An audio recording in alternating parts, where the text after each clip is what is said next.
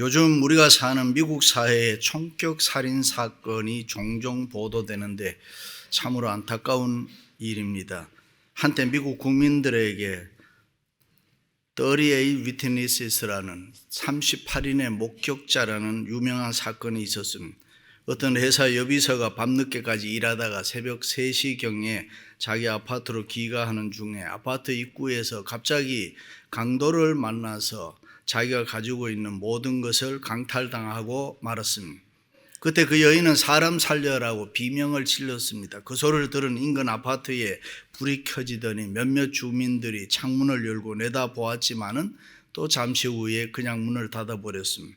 조금 뒤에 그 여인은 같은 강도를 또 만났습니다. 다시 살려달라고 소리쳤습니다. 그리고 10분 뒤에 또다시 그 여인은 같은 강도를 만나게 되고 결국 그의 손에 생명을 잃게 되었습니다. 그 다음날 경찰이 와서 수사를 하는데 인근 아파트 주민들에게 물었습니다. 지난밤에 이 여인이 비명 소리를 질렀는데 들은 적이 있습니까? 라고 물었습니다. 그때 경찰의 물음에 죽은 여비서의 비명 소리를 들은 사람들이 38명이었는데 한 명도 도와주지 않았다는 것입니다. 그때 왜 그 여인을 도와주지 않았습니까? 라고 경찰이 물으니까 대부분 목격자들은 자신들이 그 사건에 책임지고 싶지 않아서 도와주지 않았다고 진술합니다. 참으로 안타까운 일입니다. 파수꾼이라는 것이 무엇이 하는 사람입니까? 군대에 갔다 오신 분들은 알겠습니다만 일종의 보초병, 불침범 같은 것을 우리가 파수꾼이다 그럽니다. 파수꾼이란 사람들의 생명과 재산을 보호하는 사람을 파수꾼이라고 합니다. 그러므로 파수꾼의 사명은 생명이 달려 있습니다. 생명의 문제입니다. 그 파수꾼으로 말미암아 사람이 살 수도 있고 또 사람들이 죽을 수도 있습니다. 그러므로 파수꾼은 늘 깨어 있어야 합니다. 통찰력이 있어야 되고 건강해서 사명을 잘 감당해야 되는 것입니다. 구약 에스겔서에서는 선지자나 예언자를 파수꾼이라고 말합니다. 그리고 영적으로 예수 그리스도의 제자가 된 그리스도인들, 우리 모든 사람들을 파수꾼이라고 할 수가 있습니다. 그런 파수꾼인 우리는 이 세상을 어떻게 살아가야 합니까? 첫째는 파수꾼은 하나님의 말씀을 들어야 합니다. 여호와의 말씀이 내게 임하여 이르시되 인자야 내가 너를 이스라엘 족속의 파수꾼으로 세웠으니 너는 내 입의 말을 듣고 나를 대신하여 그들을 깨우치라. 할렐루야. 파수꾼은 먼저 하나님의 말씀을 들어야 합니다. 보통 사람들이, 다른 사람들이, 일반 사람들이 잘 듣지 못하는 이 주의 음성을 들어야 합니다. 복음은 들음에서 납니다. 믿음도 들음에서 생겨나는 것입니다. 구원은 우리가 말씀을 들을 때에 능력으로 우리에게 나타나는 것입니다. 인간은 자기 스스로 구원을 이룰 수가 없습니다. 구원은 밖으로부터 임해야 되는 것입니다.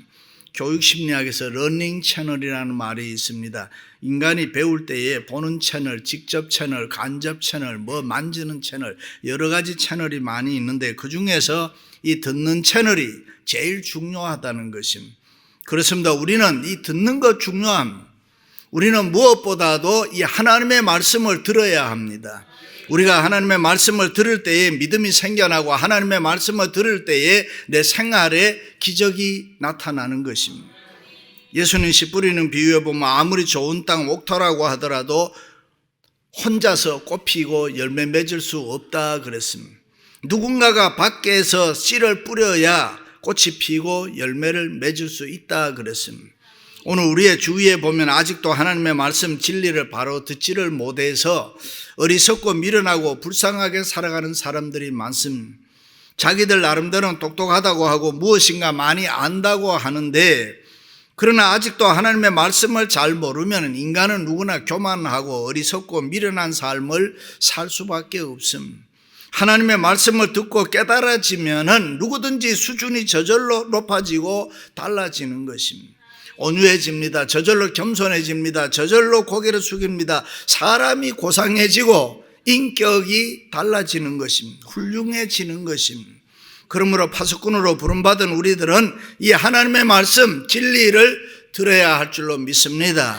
할렐루야. 그리고 깨달아야 되는 것입니다. 우리의 주위를 가만히 살펴보면 모르기 때문에 저지르는 잘못들이 참 많이 있습니다. 그러므로 파수꾼은 하나님의 말씀을 들어야 성숙되게 되는 것입니다. 하나님의 말씀을 들을 때에 자기 부정이 되는 것입니다. 하나님의 말씀을 들을 때 자기의 과거, 경험, 못하는 거, 안 되는 거, 불가능한 것, 뭐 이런 것이 다 부정됩니다. 믿음으로 할 수 있다는 사람으로 변화되는 것입니다. 왜 그렇습니까? 하나님의 말씀을 들으면은 우리에게 능력이 생기기 때문에 그렇게 사람이 변합니다. 그래서 안진뱅이에게 예수 그리스도의 이름으로 명하노니 일어나 걸어라 했을 때에 일어나 걸었습니다. 만약에 그때 하나님의 말씀을 들을 때에 성령의 기름 부음이 있어서 일어났는데 그때 자기 자신이 나는 못 일어난다 했으면 못 일어나는 거예요. 자기 부정이 먼저 돼야 되는데 자기 부정이 되지 않으면 하나님 말씀 들을 때에 제한적이 돼버리는 거예요. 동시에 말씀에는 능력이 있기 때문에 우리가 예와 아멘으로 받으면은 우리의 생활에는 언제나 기적과 역사가 일어날 줄로 믿습니다. 할렐루야. 그래서 일찍이 루터는 그 하나님의 말씀을 못 듣도록 방해하는 자가 있다. 그것이 마귀다 그랬습니다. 하나님의 말씀이 들리지 않게 만든다 그 말입니다. 그렇습니다. 현대인들이 범하기 쉬운 죄가 누구의 말을 들으려고 하지를 않습니다. 이민 와서 살고 있는 우리 2세는 1세의 말을 잘 들으려고 하지 않잖아요. 서로 배우려고 하지 않고 서로 이해하지 않으려고 하면은 우리가 살아가면서 피차 손해가 되는 것입니다. 그리고 현대인들은 다른 사람에게 가르치는 것도 싫어합니다. 아는 것이 있으면 반드시 뜨거운 마음으로 가르쳐야 되는 거예요. 우리 1세는 2세들에게 알아듣든 못 알아듣든 가르쳐야 합니다. 언어와 문화의 차이가 있어서 때로는 힘들고 어려움이 있어도 우리가 알고 있는 것은 가르쳐야 합니다. 믿습니까? 어떤 2세 손주가 할아버지 해갑 잔치를 갔는데 순간적으로 이 해갑이라는 말이 잘 생각이 나지 않는단 말이죠. 근데 문득 떠오르는 게 할아버지 육갑 잔치 축하합니다. 이래. 이게 몰라서 그런 거예요. 2세 목사들 중에 한국말로 축도를 가끔 하는데 지금은 이제는 뭐 이렇게 나오는데 요 말이 생각이 안 나는 거예요. 그리고 요새는 이렇게. 그렇습니다. 우리가 살아가면서 무엇이든지 모르는 것이 있으면 배워야 되는 거예요. 그리고 우리가 아는 것은 다른 사람에게 부지런히 가르쳐 줘야 되는 거예요. 우리가 가르치기 위해서는 무엇보다도 하나님의 말씀을 들어야 할 줄로 믿습니다. 할렐루야. 두 번째는 파수꾼은 전도의 책임이 있습니다. 가령 내가 악인에게 말하기를 너는 꼭 죽으리라 할 때에 내가 깨우치지 아니하거나 말로 악인에게 일러서 그의 악한 길을 떠나 생명을 구원하게 하지 아니하면 그 악인은 그 죄악 중에서 죽으려니와 내가 그의 핏값을 내 손에서 찾을 것이고. 무슨 말씀입니까? 쉽게 얘기하면은 우리 주위에 예수 안 믿는 사람이 있습니다. 우리가 전도를 했는데 안 믿는 것은 그 사람의 책임이라. 내가 예수 믿으세요 했는데 그 사람이 안 들어요. 그러면 책임은 그 사람한테 있다. 그런데 전하는 자가 없어서 예수 그리스도를 모르고 구원받지 못했다면 하나님은 그 책임을 먼저 믿는 우리들에게서 찾겠다. 그런 말입니다. 얼마나 무서운 말씀입니까? 누구나 혼자서는 구원받을 수 없습니다. 예수님에 대해서 들어야 우리의 생활에 구원의 역사가 일어나는 것입니다. 그러므로 우리는 믿지 않는 자에 대해서 전도의 책임을 가지고 열심히 예수 그리스도를 증거해야 될 줄로 믿습니다. 전도란 예수님 모르는 것을 알게 하고 깨우치게 하고 예수님이 누구란 거 보여주는 것입니다. 사실이지 예수님이 누구신지 알고 난 후에 믿지 않는 사람 세상에 누가 있겠습니까? 몰라서 안 믿고 몰라서 죄짓고 몰라서 잘못하고 몰라서 망하게 되는 것입니다. 일찍이 스코틀랜드의 존 락스는 이런 말을 했습니다. 무지는 죄가 아니라고 할지라도 죄를 짓는 타락의 원인은 된다라고 했습니다. 우리가 모르면 타락하게 되고 타락하게 되면 죄를 짓게 된다 그 말입니다. 우리가 열방을 향해서 복음을 전하고 선교해야 하는 이유가 여기에 있습니다. 그래서 성경은 전도하고 선교하는 바를 아름다운 발이라 복된 소식을 전하는 자라 그렇게 했습니다. 그렇습니다. 전도는 이론이 아닙니다. 성령의 인도함을 받아야 되는 것입니다. 베드로를 향해서 어떻게 저 사람이 저렇게 말을 잘하느냐 전도할 때 옆에서 본 사람이 이야기한 겁니다. 왜요? 성령의 인도함을 받았기 때문에. 우리가 받은 성경의 주제가 뭡니까? 성경은 전도고 선교인 것입니다. 따라서 교회의 사명도 전도와 선교입니다. 그러므로 파수꾼의 사명, 우리의 사명은 전도의 선교에 대한 책임을 가지고 있습니다. 학교나 직장에서는 어느 곳에든지 파수꾼인 우리들은 예수 그리스도를 안 믿는 사람들에게 증거할 책임을 가지고 있습니다. 이스라엘의 북쪽 사마리아 성이 아람 나라 왕 벤하닷에게 포위를 당했습니다. 물과 식량을 차단함으로 성 안에 있는 사람들을 굶어 죽게 만드는 전술입니다. 성 밖에 진을 치고 그들이 죽기를 기다리고 있습니다. 실제로 그 시대에 먹을 것이 없어서 자기 아이를 잡아먹는 경우도 성 안에서는 있었습니다. 그리고 성문 어귀에 문둥병 4사람이 거기에 있었습니다. 그들은 평소에 성 안에서 왔다 갔다 하는 사람들이 던져주는 음식을 먹고 살았는데, 그런데 지금은 먹을 것을 갖다 주는 사람이 없습니다. 전쟁이 일어나서 성 외곽을 포위하고 있으니까 드나드는 사람이 없었단 말이죠. 그때 문둥병자들은 더 이상 배가 고파 참을 수가 없어서 이대로 죽을 수는 없다. 포위하고 있는 아람 군대에게 가서 먹을 것 좀 달라고 하자. 그리고 가보았더니 이게 웬일입니까? 한 사람도 없었습니다. 아람 군대가 다 철수하고 그 자리에 많은 식량과 옷가지들이 있었습니다. 이유인즉 하나님의 능력으로 아람 군대 군사들의 이 귀에다가 많은 이스라엘 군사들이 쳐들어오는 소리를 들리게 해서 이 사람들이 겁을 집어먹고 다 도망을 갔던 것입니다. 거기서 문둥이들은 배가 터지도록 오랜만에 잘 먹었습니다. 그리고 서로 말하기를 우리의 소위가 선치 못하도다. 오늘 아름다운 소식이 있는 날이거늘 우리가 잠잠하고 있도다. 만일 밝은 아침까지 기다리면 벌이 우리에게 있으리라. 이제 떠나 왕궁에 가서 고하자. 우리만 잘 먹고 잘 살면 되는 게 아니고 성 안에 가서 이 소식을 전하자, 그 말입니다. 다시 말해, 만일 우리끼리만 여기서 잘 먹고 편하게 지낸다면 하나님이 진노하실 것이다. 성 안에 빨리 들어가서 많은 사람들에게 알려서 그 사람들로 하여금 잘 살게 만들자. 할렐루야.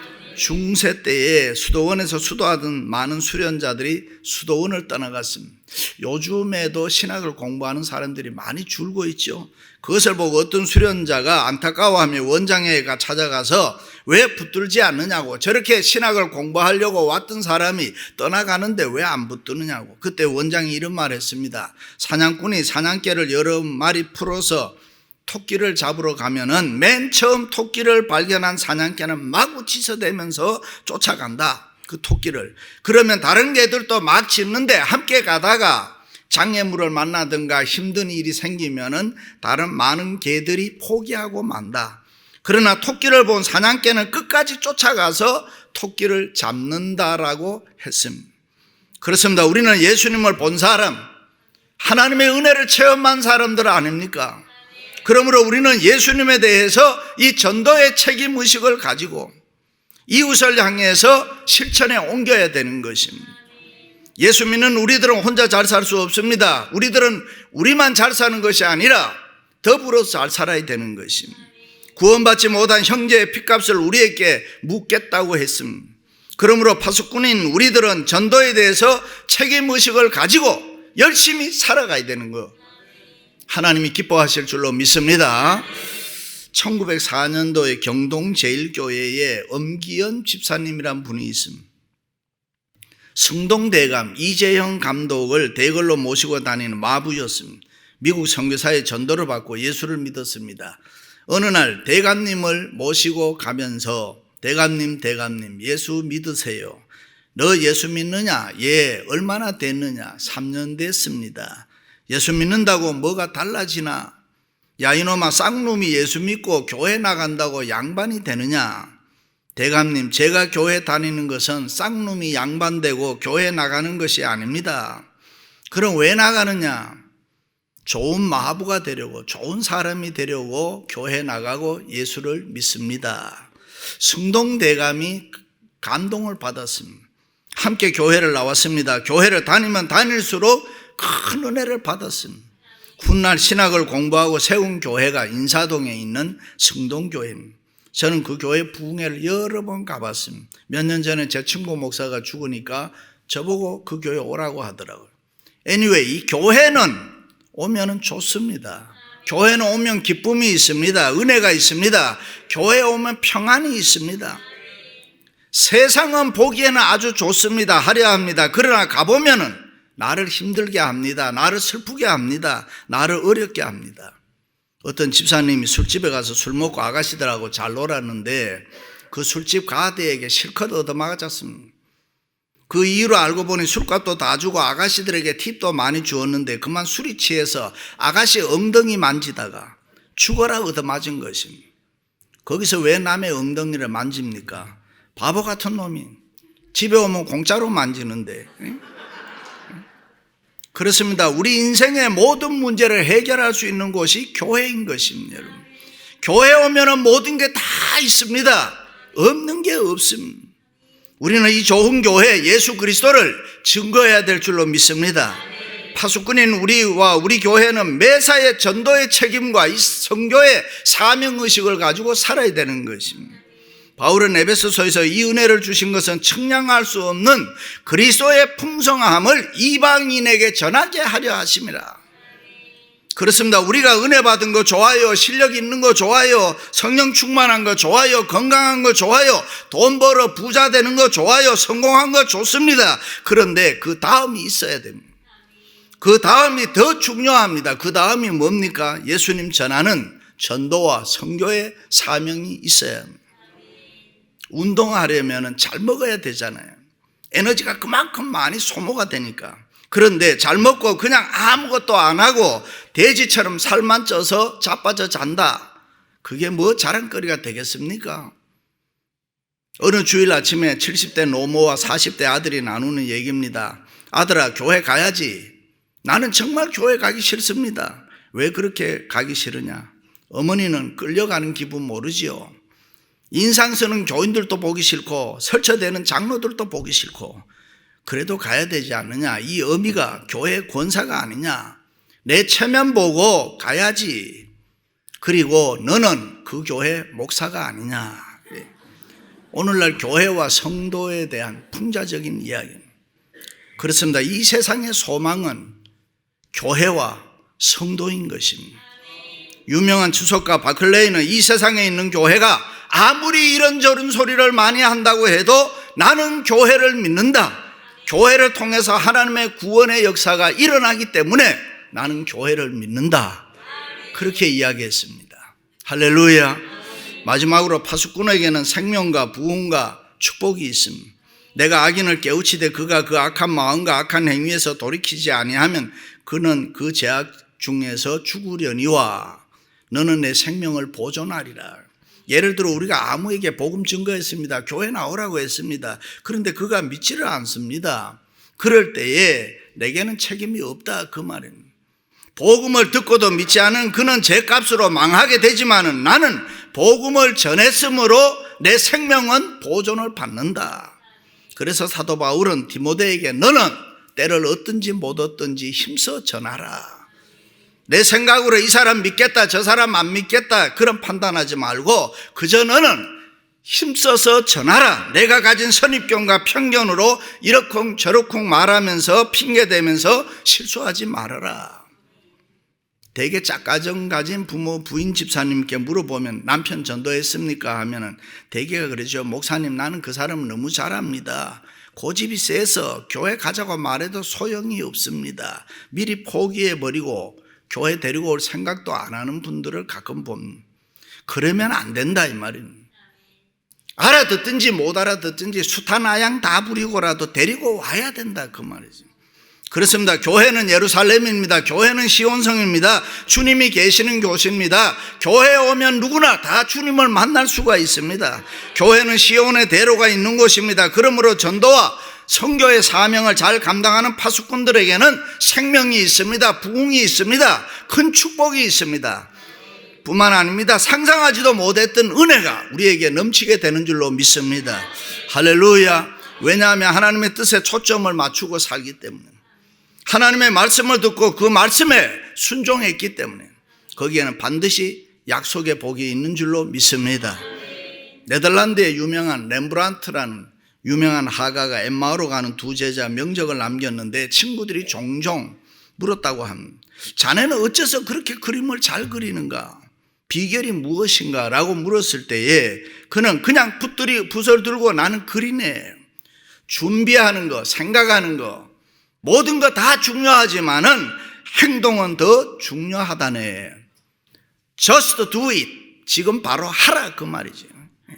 로버트 기요사키가 쓴 부자 아빠, 가난한 아빠라는 책에 보면은 거기에는 부자에게는 부자의 눈이 있기 때문에 부자가 될 수밖에 없다는 거예요. 공부 잘하는 아이, 공부 못하는 아이는 눈의 차이라는 거예요. 똑같은 사람을 봐도 좋은 거 보는 눈이 있고 나쁘게 보는 눈이 있고 예쁘게 보는 눈이 있고 밉게 보는 눈이 있습니다. 우리의 눈이 불황에다가 초점을 맞추면은 계속 불황인 것입니다. 그러나 그것을 무시하고 파수꾼의 사명, 이 전도의 사명에 초점을 맞추면은 우리의 생활에 기적이 일어난다. 부흥이 일어나고 은혜와 축복이 있다. 할렐루야. 바라봄의 법칙입니다. 하나님에게 초점 맞추세요. 교회에다 초점 맞추세요. 힘들고 어려운 이 세상에 눈의 초점을 맞추지 마시고 믿음으로 파수꾼의 사명에 눈의 초점을 딱 맞추시라. 하나님의 말씀을 듣고 순종해서 전도와 사명을 다하면은 우리의 생활에 생명과 부흥과 은혜와 축복이 풍성할 줄로 믿습니다. 할렐루야. 그렇습니다. 세상에서 가장 유망한 투자가 전도고 선교인 것입니다. 우리 교회에 전도 특공대 있습니다. 이분들이 한 주에도 몇 번씩 전도하는데 너무 감사한 일입니다.